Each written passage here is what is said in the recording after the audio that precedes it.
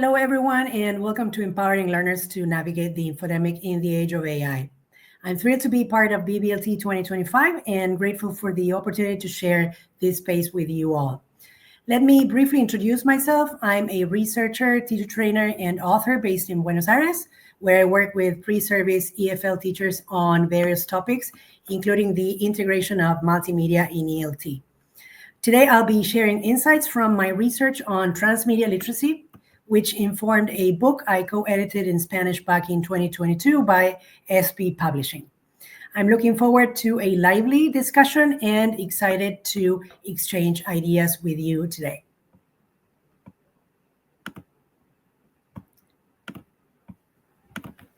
This is the agenda I've prepared for our session. Feel free to take down notes of any interesting ideas you may want to try out so we can talk about your favorite tasks or any suggestions you may have at the end of the presentation. In a nutshell, this is what we'll be covering. Understanding AI-driven misinformation. We'll start by exploring how AI tools like deepfakes and chatbots contribute to misinformation and why this matters in education, particularly in high school. Next, we will be discussing the role of these essential skills in helping high school learners assess and challenge misleading information. I will also be sharing the results of a survey in which 50 EFL high school teachers identified the top 5 practical strategies educators can use to equip teenagers with effective fact-checking and source evaluation skills. I will be going over 3 engaging tasks designed to help high school students recognize, analyze, and respond to misinformation. I will also briefly explain how these tasks can be adapted across different proficiency levels, empowering all students to become responsible digital citizens in the age of AI-driven misinformation. And finally, we'll be opening the floor for questions, insights, and shared experiences from you all. So let's dive in. Let me start with some context. In the attention fix, How to Focus in a World That Wants to Distract You, Dr. Anders Hansen describes the constant flow of information as an information tsunami. Every minute, 240 million emails, 16 million text messages, and 350,000 tweets are sent. Meanwhile, 500 hours of video are uploaded to YouTube and 2.4 million Google searches take place. This flood of content, while making information more accessible, also presents a major challenge. How can we determine what is accurate, credible, and relevant? This brings us to the concept of the infodemic. The term infodemic refers to the overwhelming spread of information, both accurate and false, that makes it difficult for people to distinguish truth from misinformation. With AI-driven tools, misinformation spreads faster than ever. Unlike traditional media, where journalists verify information before publishing, social media and AI-generated content blur the line between truth and fiction. Learners today are bombarded with information, yet, as you very well know, they often lack the skills to critically assess what they see, hear, or read. AI plays a significant role in the infodemic. On one hand, it enhances access to knowledge, but on the other, it amplifies misinformation through deepfakes, AI-generated videos that manipulate reality, making it look like someone said or did something they never did, chatbots, AI-powered tools that generate text, sometimes spreading false or biased narratives, synthetic media, AI-created images, voices, and videos that are indistinguishable from real content, making it harder to verify authenticity.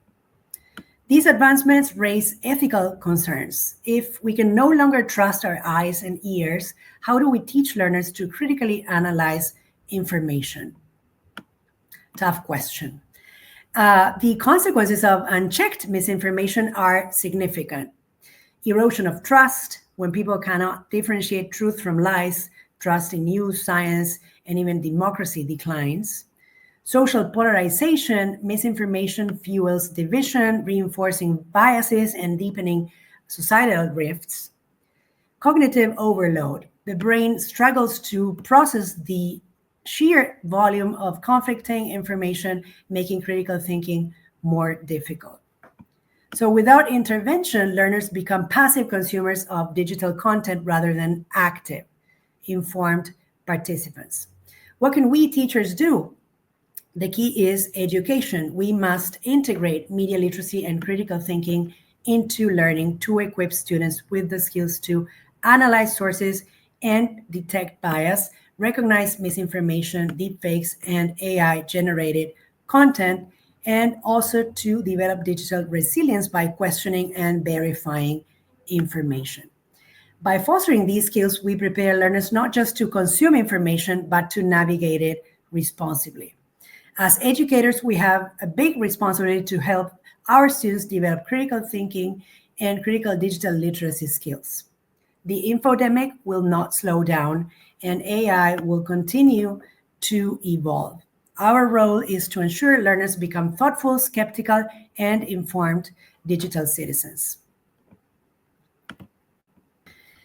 In a world of information overload, knowing how to think is more important than knowing what to think.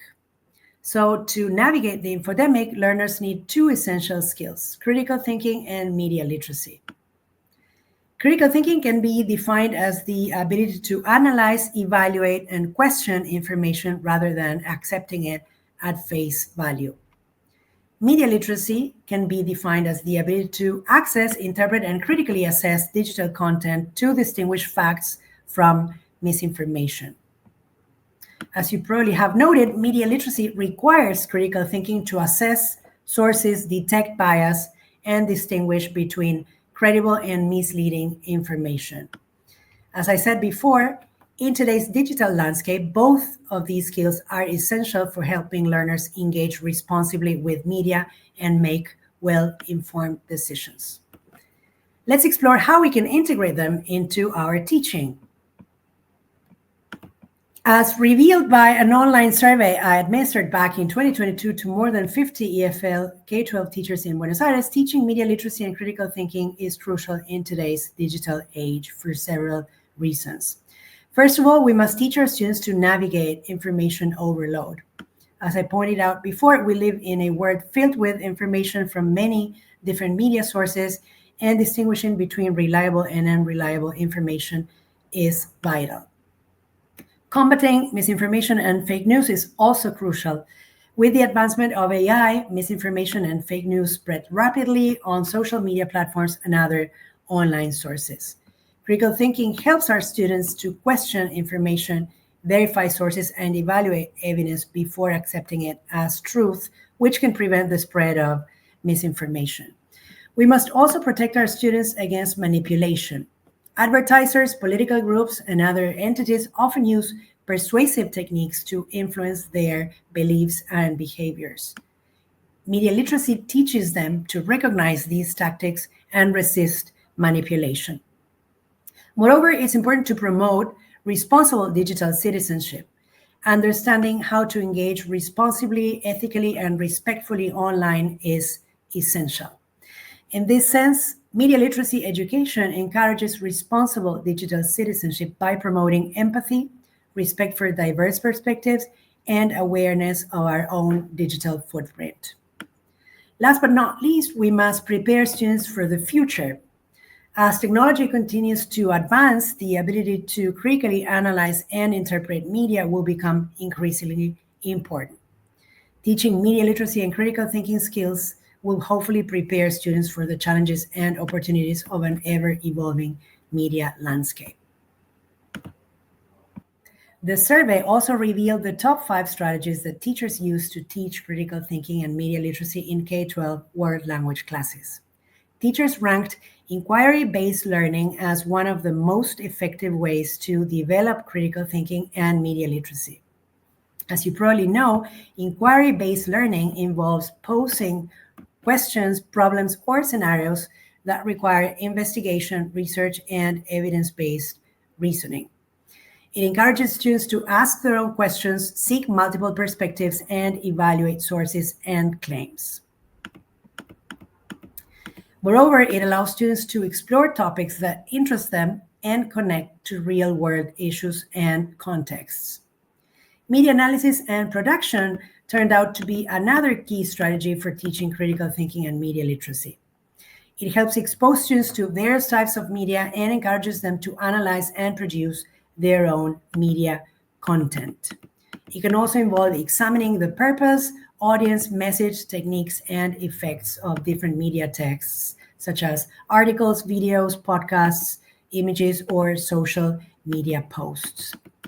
Dialogue and debate was identified as the third most important strategy for teaching critical thinking and media literacy. Dialogue and debate on current affairs and global issues involve exchanging views, listening to others, providing reasons and evidence, challenging assumptions and fallacies, and respecting different opinions and perspectives. According to the teachers interviewed, a fourth essential strategy for teaching critical thinking and media literacy is to support students' self-regulation and metacognition. These are the abilities to monitor, control, and improve one's own learning and thinking processes. Self-regulation and metacognition involve setting goals, planning strategies, checking progress, seeking feedback, and adjusting actions. These two strategies enhance critical thinking and media literacy by fostering students' independence, responsibility, and confidence. Last but not least, the teachers interviewed identified a fifth vital strategy for teaching critical thinking and media literacy: to instill ethical and social responsibility among students, which are the values and attitudes that guide their actions and decisions in relation to themselves, others, and society.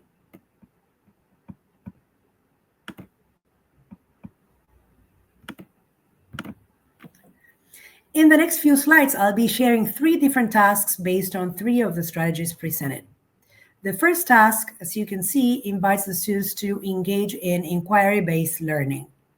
By engaging in this inquiry-based activity, teenagers will not only develop critical thinking skills, but also gain a deeper understanding of media bias and its impact on society. The first step entails providing an overview of what media bias is and why it's important to recognize it. The idea is to discuss different types of bias, such as political bias, commercial bias, and sensationalism. The second step encourages the students to select media sources. They select a news topic of interest and choose 3 different sources of news coverage on the same topic. Ideally, they should try to find and select sources with varying perspectives, such as mainstream news outlet, an alternative news source, and a social media platform.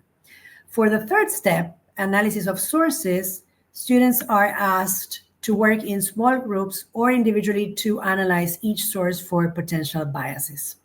If possible, they should be provided with a checklist of questions to consider, such as what is the main argument or perspective presented in each source, what evidence or sources does each source use to support its claims, are there any noticeable language or framing biases, and what is the overall tone of each source.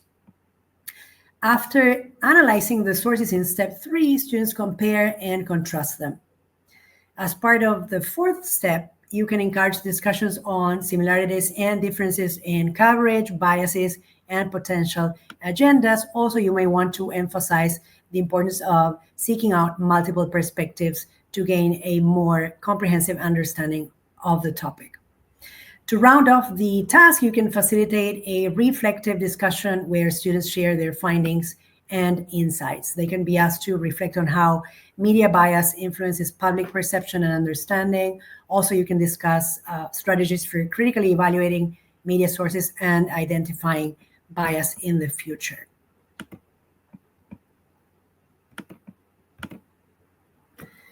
These 2 examples were created by EFL high school students in Buenos Aires based on a very controversial event, the Global Summit on Climate Change, which was held in Dubai in December 2023. As you can see, the story on the left is biased because it uses negative language, big disappointment, flashy speeches, empty promises. It only focuses on criticisms, highlights contrasts between the summits, opulence and its perceived lack of results, and quotes only one critical perspective. So it mostly emphasizes dissatisfaction and skepticism without really presenting a balanced view or mentioning any positive outcomes. On the contrary, the second example on the right, which was also produced by intermediate EFL high school students, is a lot more objective. It presents multiple viewpoints, focuses on factual details, uses neutral language, and mentions future plans. In short, it provides a balanced and straightforward account of the summit without bias. This balanced representation helps avoid favoring one side over the other, which is basically what we're looking for. Moving on. This is a fun exercise designed to spot fake news, encourage dialogue, and promote debate. The class is divided into two groups. Group A writes a fake news story. Group B writes a real news story. Regardless of their assigned group, students cannot share which group they are in. The second step involves asking students to individually write a 500 news story and post it to the class forum or blog. So students in group A should create a fictional story but include 3 elements of truth in it. And students in group B should write about a real story that they find online from a reputable source, hopefully, focusing on a very specific topic. After that, the class is divided into smaller groups to read, discuss, and label each of the stories as fake news or real. Finally, the entire class will discuss the results, and each student will update their forum or blog post to indicate whether their story was fake or real. There are actually several AI-powered tools that can help detect fake news. Some free options include Lead Stories, which uses algorithms to detect and debunk fake news and disinformation on social media. News Trust, which allows users to evaluate and rate the reliability of news articles and websites. And Claim Buster, which identifies and debunks false and misleading claims in news and social media. However, many fake news stories are now created using AI, so it would be highly ironic to use an AI tool to detect them. It's important to verify information from multiple sources before accepting it as true, as I have already pointed out. And also, no AI tool is perfect, so I would recommend caution.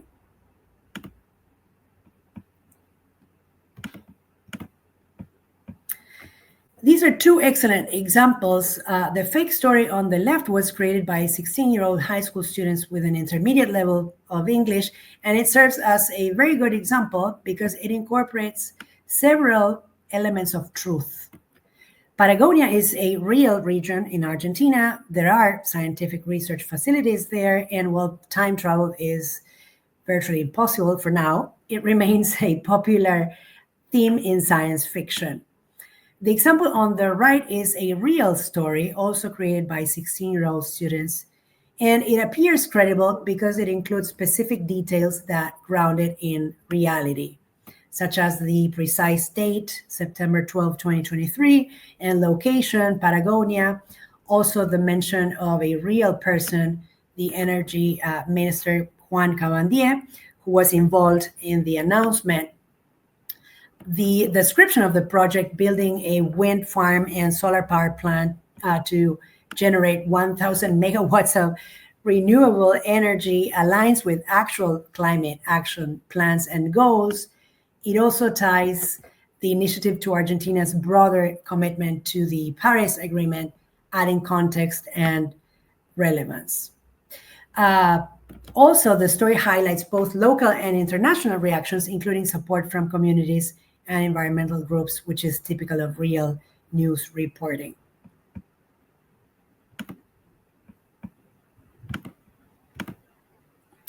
In this last activity, students explore real and fake digital content.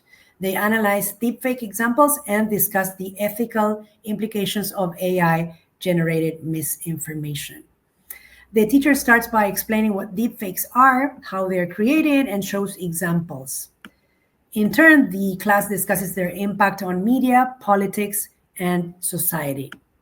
After that, the students work in groups to analyze video and image samples for signs of manipulations, such as unnatural expressions or mismatched audio. They can also use fact-checking tools to verify authenticity, although, as I said before, many of these tools are not 100% reliable. In the third step, the actual deepfake dilemma debate, groups are assigned different perspectives. Tech developers, journalists, lawmakers, among some examples, and they get to debate ethical questions about deepfakes, such as regulation and potential uses. After the debate, students reflect on key insights from the actual debate, and they also propose strategies for identifying misinformation. They can also discuss ways to educate others about deepfakes, which I think is highly important. So as you can see, the activity builds critical thinking, ethical reasoning, and digital literacy, helping students navigate misinformation.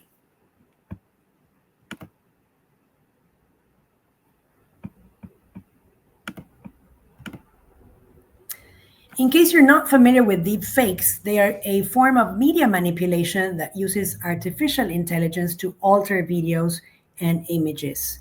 Identifying deepfakes is essential for spotting misinformation and also helps students become more critical media consumers. For instance, back in 2024, a high school principal in Maryland became a victim of a deepfake attack when an athletic director fabricated a recording of the principal making racist remarks.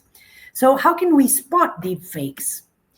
We look for inconsistencies and anomalies in videos, images, or audio. We can also watch for unnatural facial smoothness, erratic eye movements, or unusual expressions. Also, you can listen for robotic or mismatched voices and check for lip sync issues. Other signs include blurry or glitchy backgrounds and mismatched shadows or lighting. As deepfake technology advances, these signs may become harder to detect. So I think it's highly important to raise awareness of all these things, especially among teenagers. Now, I'll show you some examples I created using a web-based AI tool called Magic Hour. Magic Hour is an all-in-one AI video platform that allows users to create engaging videos easily. For example, it lets you swap faces, animate images, lip sync videos, and more. So I'll be playing the first video now, and I want you to think about who the singer is and whether you believe she actually said what you hear. Argentinians are racists. Smell bad, all of them are thieves and cheap. As long as I live, I'll never set foot in Argentina ever again.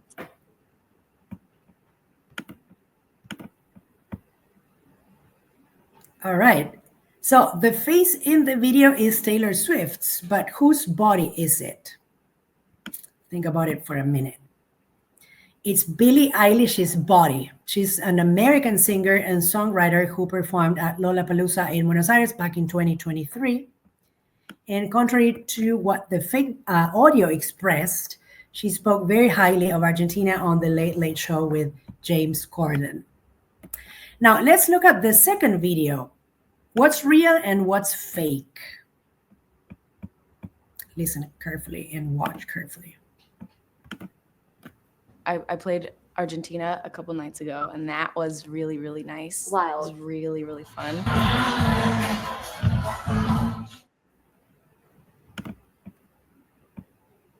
Okay, so in this case, the audio is real, but the face is fake.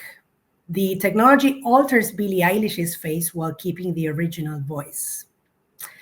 Let's move on to the last video.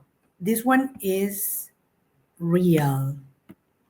So you will see that's Billie Eilish, and those are her actual words.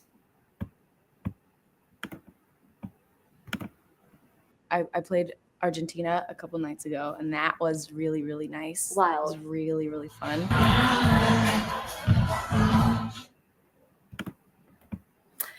It's clear that the first video is fake. As you may have noted, the lips don't sync properly with the words and their movement looks unnatural. The video also appears blurry and glitchy, which are common signs of manipulation. But the second video is quite good, actually. Let's move on. All right, so moving on, I'm going to show you two other examples which are quite convincing and hard to distinguish. While deepfakes can have harmless or educational uses, they also pose significant ethical risks. They can be used for identity theft by impersonating individuals in videos or audio recordings, enabling fraud. They can also facilitate threats or even blackmail by creating damaging content. So let's look at this last video, and then we'll draw some conclusions. I find that, I love playing festivals. It's like one of my favorite types of shows to do, because it's just a sea. It's just, you stand there and it's just endless people. And it's like a feeling that I don't get. I played Argentina a couple nights ago, and that was really, really nice. Wild. It was really, really fun.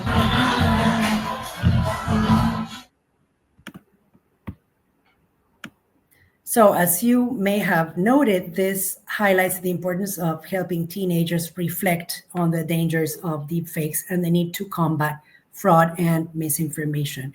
With simple tools like Magic Hour AI, you can create pretty decent videos, which is rather scary.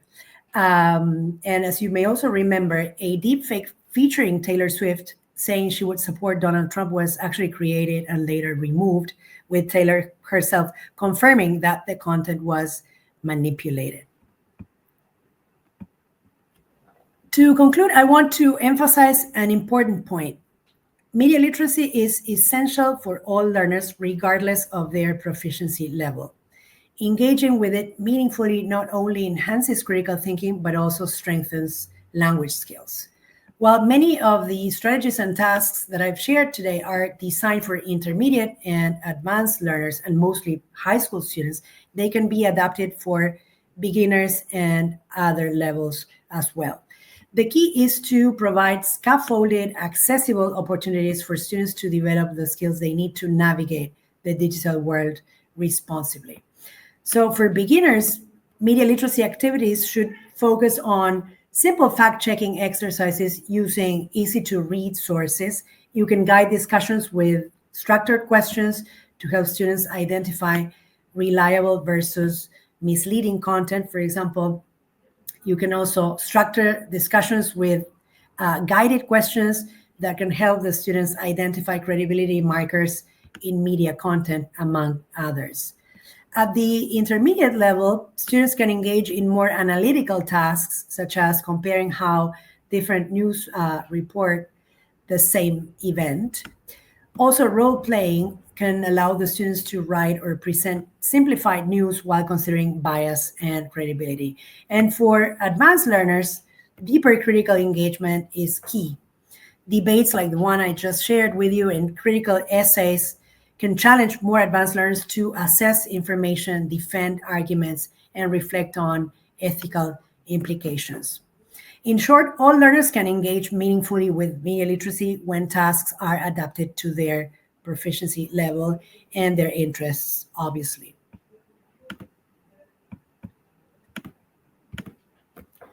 To close, I want to leave you with an important question. What key takeaways do I want to stick with you?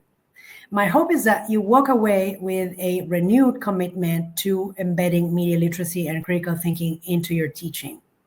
I also would like you to equip your learners with the tools they need to navigate the complexities of this AI-driven world.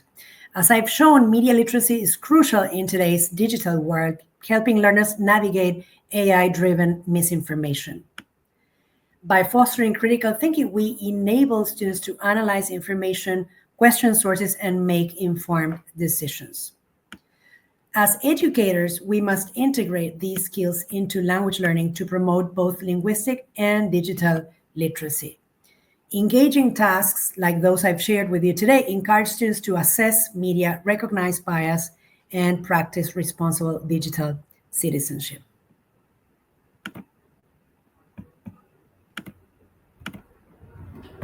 As we wrap up, let's reflect on how we can take action moving forward.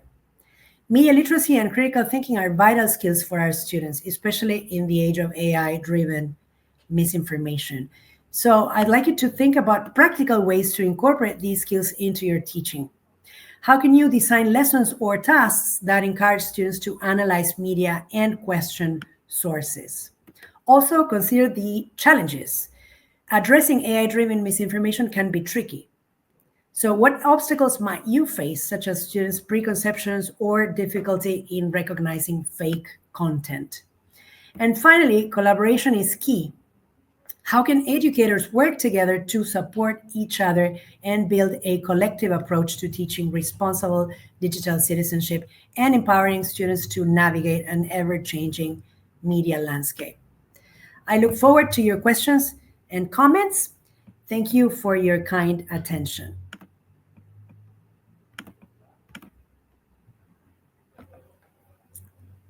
Here is my contact information. Please feel free to reach out if you would like.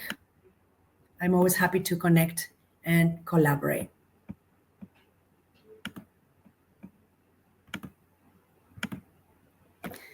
These resources provide further reading on media literacy, critical thinking, and transmedia literacy. If you're interested in diving deeper into any of the topics discussed, I encourage you to explore these sources. Thank you again so much.